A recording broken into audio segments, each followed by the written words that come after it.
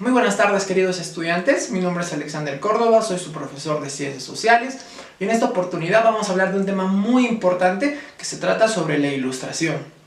Tenemos que entender que este acontecimiento histórico ocurrió principalmente en Europa entre los siglos XVII y el siglo XVIII. Tenemos que entender que este proceso cultural ocurrió principalmente en ese periodo de gobierno que anteriormente ya habíamos hablado, que se llamaba el absolutismo, ¿verdad? La Ilustración es un movimiento cultural, filosófico, científico, que lo que hace es que todos los conocimientos que se van dando a nivel mundial y principalmente en Europa sean reconocidos y tengan un aporte cultural hacia la humanidad.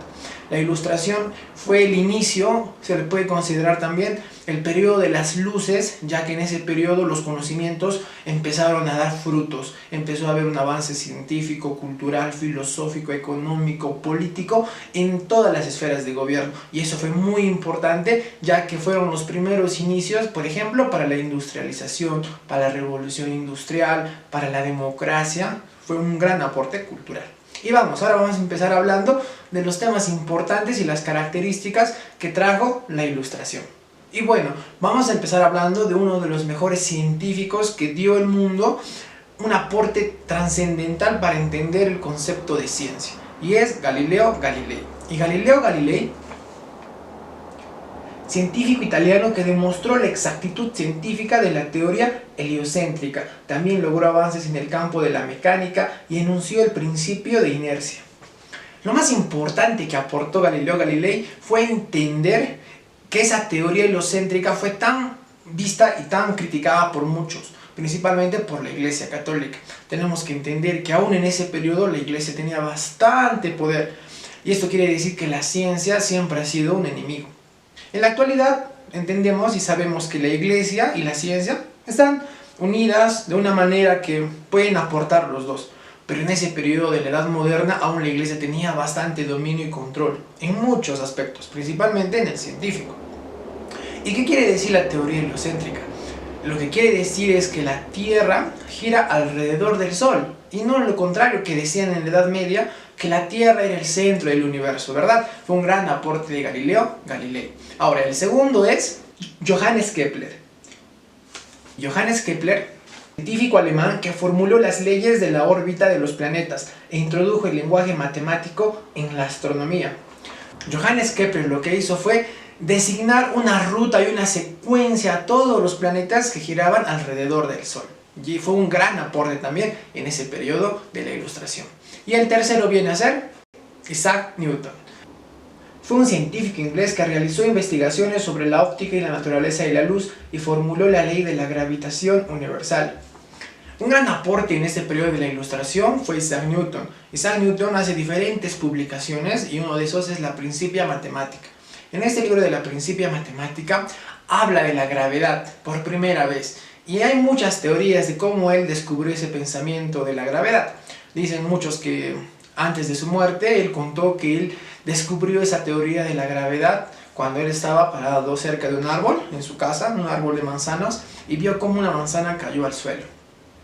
Y él interpretó que por qué los objetos caen, y él entendía que posiblemente la Tierra sea un poder tan fuerte, que tenga un poder de gravedad tan fuerte que atrae a todos los objetos hacia su núcleo. Y lo mismo hace el Sol con los planetas. El Sol atrae a todos en su gravedad y están todos atrapados. Y bueno, fue un gran aporte que hizo Isaac Newton hacia la humanidad. Entender la gravedad fue el principio para poder entender otras leyes, principalmente de la gravedad, del tiempo y del espacio. Ahora bien, no solamente se realizaron estos tipos de avances científicos en la Ilustración, también se basaron en otros aspectos, como lo político y lo filosófico. Y en lo filosófico va a haber diferentes tertulias, diferentes conversaciones, principalmente buscando el lado humano, el lado humanista. Tenemos que entender que la Ilustración se da por el hombre, y el hombre empieza a razonar y a pensar, ¿no es cierto? Entonces, principalmente estas corrientes filosóficas buscan ¿qué? Buscar la verdad de las cosas, buscar la verdad del conocimiento. Y bueno, el primer filósofo es Francis Bacon. Francis Bacon era una corriente ideológica filosófica llamada el idealismo. Y esta corriente filosófica lo que decía es que el hombre puede llegar a conocer la verdad de las cosas, pero para llegar a conocer la verdad de las cosas tiene que basarse en los sentidos. Esto quiere decir que nosotros, para conocer algo, tenemos que poder haber sentido con nuestros sentidos el objeto en sí. Y fue muy importante esta corriente. Y después de esta corriente dada por Francis Bacon, va a haber otro filósofo muy importante, René Descartes. René Descartes da uno de los aportes más grandes para el método científico y para la ciencia en sí, y él tiene una frase célebre que se va a llamar pienso, luego existo. Y bueno, René Descartes estableció la duda metódica como base del conocimiento, exaltando así el uso de la razón. Por ello a su pensamiento se le conoce como el razonamiento. Él hablaba de una teoría que era la duda metódica. Y él decía que para que nosotros podamos entender algún tema, tenemos que basarnos en alguna duda. Y de esa duda metódica, nosotros tenemos que implementar la razón al conocimiento. Él fue uno de los primeros en dar los lineamientos para las futuras ciencias basadas en el método científico. Él decía que un descubrimiento es científico cuando ese experimento o ese conocimiento se puede volver a plasmar en un lugar o en otro. Y fue muy importante también entender eso. Vale. Ahora bien, las bases de este pensamiento de la Ilustración fueron muchos. Principalmente se basaron en las corrientes filosóficas humanistas, científicas, políticas, y vamos a hablar de algunas de estas que son muy importantes. La primera fue el predominio de la razón como la base principal del conocimiento, frente a la tradición, lo sobrenatural y la superposición. Este pensamiento de la Ilustración llamaba mucho a la crítica de muchos aspectos, principalmente lo tradicional y lo místico. Ellos ya no aceptaban entender mitos, leyendas de fundaciones de seres mitológicos, no. Ellos se basaban nuevamente en un pensamiento mediante la razón. Ellos decían que cualquier objeto que existe en la Tierra tiene que tener un objeto en sí de razón. No podemos basarnos a conocimientos empíricos, a conocimientos que no se pueden o no pueden ser comprobados verídicamente, ¿no es cierto? Ellos se basaban principalmente en conocimientos objetivos. Y para acceder a un conocimiento objetivo tiene que basarse principalmente en el método científico. Muy bien. En esta parte es muy importante entender que el proceso de la Ilustración y todo este movimiento no fue bien visto por la religión católica. Hubo bastante crítica a estos nuevos conocimientos, ya que ponían en juicio muchos aspectos que la Iglesia ya consideraba en sí que la sociedad debía aprender. En ese periodo del tiempo, lo que la Iglesia decía era lo que en verdad existía. Hasta ese principio se consideraba, por ejemplo, que el hombre había aparecido de Adán y Eva. Entonces nosotros, o en ese periodo de la sociedad, las personas entendían que eso era normal. Pero empieza a haber una crítica a eso. Empiezan a encontrar primeros restos, o empiezan a entender que el hombre quizá pudo haber estado en un proceso evolutivo. Entonces estos pensamientos fueron criticados duramente por alguna parte de la ciencia que principalmente estaba junto con la Iglesia. Entonces fue muy importante estos aspectos en el proceso de la Ilustración. El tercer punto fue una forma de gobierno de forma piramidal, en la cual en la cúspide se encontraba la clase privilegiada y en la base se encontraban los no privilegiados. Esta corriente de la Ilustración también decía que un gobierno autónomo y soberano debería implementar reglas y modelos económicos y sociales para su sociedad, mas no la Iglesia debería interferir en políticas públicas de un gobierno. Fue muy importante también ese aspecto. Y el cuarto punto fue la educación como instrumento para difundir la razón y el afán de aplicar los descubrimientos científicos y los aportes filosóficos. En este aspecto tenemos que entender algo. La Iglesia asumía ese rol de educación en todos los estados, principalmente en ese periodo de la Edad Media y en la Edad Moderna. Por eso, por ejemplo, en el Perú, la primera universidad de todo el virreinato, pues la primera universidad de toda Sudamérica hasta la actualidad, es la Universidad San Marcos. La Universidad Nacional San Antonio Abad del Cusco también es de ese periodo. Ahora, se pueden a preguntar y dicen, ¿pero por qué son nombres de santos? Es claro que en ese periodo de la Edad Moderna, las universidades tenían que ser aprobadas por el Vaticano, por el Papa. El Papa hacía un documento en el cual creaban las universidades. ¿Esto por qué? porque el conocimiento es poder. Entonces a la Iglesia Católica no le gustaba que este conocimiento en las diferentes ciencias sean adquiridas por la mayoría de personas. Y fue muy importante de la Ilustración hacia la sociedad y hasta el día de hoy. Esos aportes intelectuales, principalmente en las cuestiones políticas y filosóficas, hasta el día de hoy perduran. Muy bien, seguimos. Bien.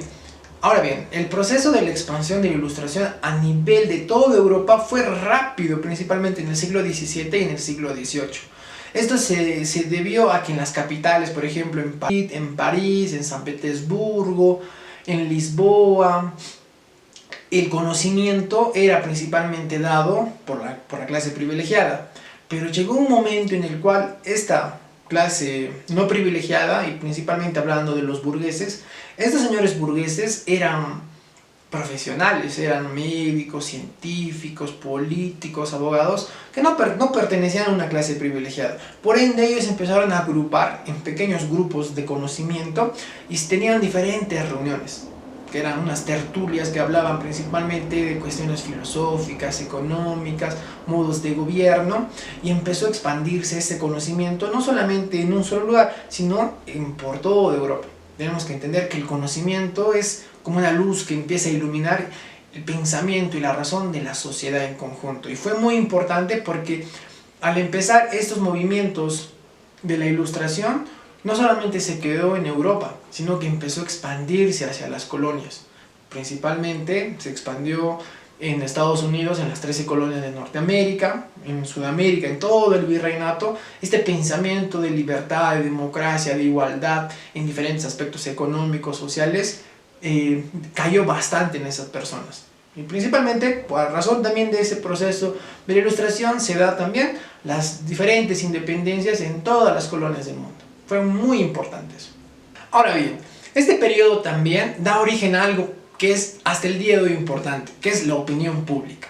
¿Qué quiere decir esto? En la Edad Media y a inicios de la Edad Contemporánea, dar una crítica a cualquier aspecto de la vida común de la sociedad era imposible. Cuando nosotros empezamos a usar la razón como elemento importante de nuestra vida diaria, podemos generar dudas, podemos generar un punto de partida para buscar la solución de algo. Entonces la opinión pública lo que buscaba era buscar solución a diferentes temas. Y era muy importante, ya que antiguamente en la Edad Media tú no podías criticar el modo de gobierno de un rey, tú no podías criticar, por ejemplo, al papa, a un sacerdote, un cardenal, no podías. Pero en este periodo de la Ilustración, principalmente sí, empezó a haber debates en los diferentes grupos que se juntaban para hablar de estos temas. En esos lugares empezaban a haber discusiones de diferentes temas. Pero en este periodo también de la historia, por ejemplo, las universidades o principalmente los centros de investigación estaban excluidas de este grupo. ¿Por qué? Porque estos grupos eran manejados principalmente por los religiosos, por la religión católica. Entonces cualquier avance científico que existía era limitado y controlado. Entonces ellos preferían hacer sus reuniones en grupos, principalmente en casas de señores burgueses. Y de ahí salieron muchos filósofos importantes que aportaron bastante conocimiento a la humanidad. Muy bien, ahora seguimos. En la Ilustración también un gran aporte que da la humanidad va a ser la enciclopedia. Sí, la enciclopedia, un libro bien gordo, principalmente dado en ese periodo por un personaje que vino del campo, que empezó a ganar conocimientos en diferentes ramas de la filosofía y del conocimiento. Lo que él pensaba, lo que él tenía como sueño, era juntar de todas las personas que no eran consideradas importantes, pero eran hábiles científicos en diferentes ramas, desde un cocinero, juntar todo ese conocimiento y plasmarlo en un libro. Este señor se llamaba Diderot y fue uno de los pioneros, y él pensaba principalmente en algo importante. Él decía que el conocimiento debe ser dado para todos por igual, no limitado. Entonces, esta manera de crear una enciclopedia, que hasta el día de hoy todos tenemos en nuestras casas libros de diferentes áreas de la ciencia, fue muy importante en ese periodo porque las personas podían engrandecer y crecer sus conocimientos de mejor manera. Y fue muy importante y fue muy revolucionario para ese momento de la historia. Vamos. Ahora Ahora bien, chicos, en este proceso de ilustración también surgen diferentes aspectos, principalmente ya no en lo científico, ya no en lo filosófico, sino en el aspecto político. Surgen diferentes filósofos que tienen una manera de pensar tan radical que va a ser observado principalmente en Francia, porque en Francia teníamos un gobierno absolutista, ¿verdad? Va a ser criticado, ya que ponía en peligro ese pensamiento de absolutismo o monarquía como modo de gobierno. Y el primero de estos representantes va a ser de Montesquieu.